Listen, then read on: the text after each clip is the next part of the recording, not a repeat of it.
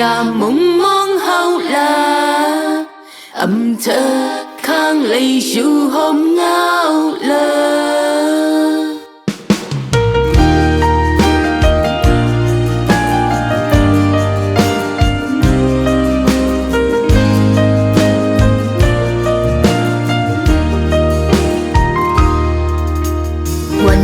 วันมาหูเป็นไรกุยมีข้าวยำลดแล้วขึ้นตาทบเลยตั้งหูตั้งจำตั้งจึงเฮาในอยากเธอจอมไปเมียวหำเงาแรงมีน่าลับสิ่งเธอจุงจันฮักห้องเลินมีตาเสือnơi cầm pha hấu này lên nhà ăn lên nhà tôm bên lấy chân bên hết chân hư có bên này cọp này tí hắc khinh bi chân cha hắc hấu là lên nuôi ya mong mong hấu là ya khơi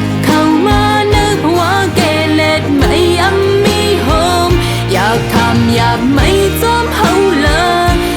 từng lên lấy đốt năm ta đi luôn nơi qua bàn on hao đốt cầm mơ khinh hồ phai lăng nang phiên mơ đôi thang lễ quay qua hậu yêu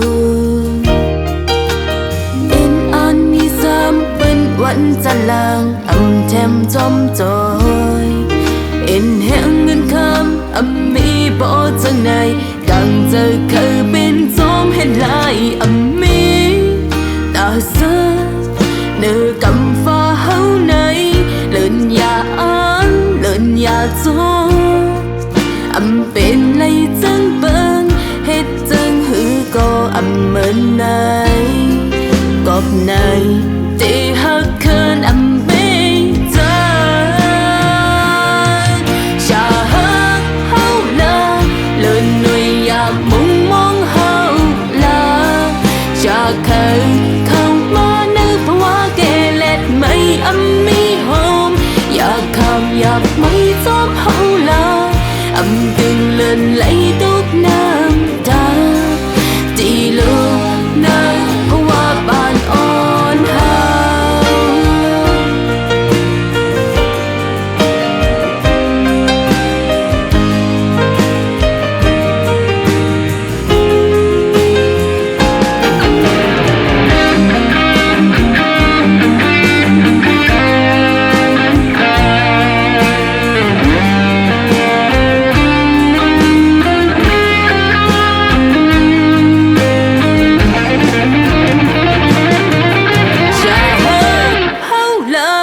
lên người ya mong mong hậu là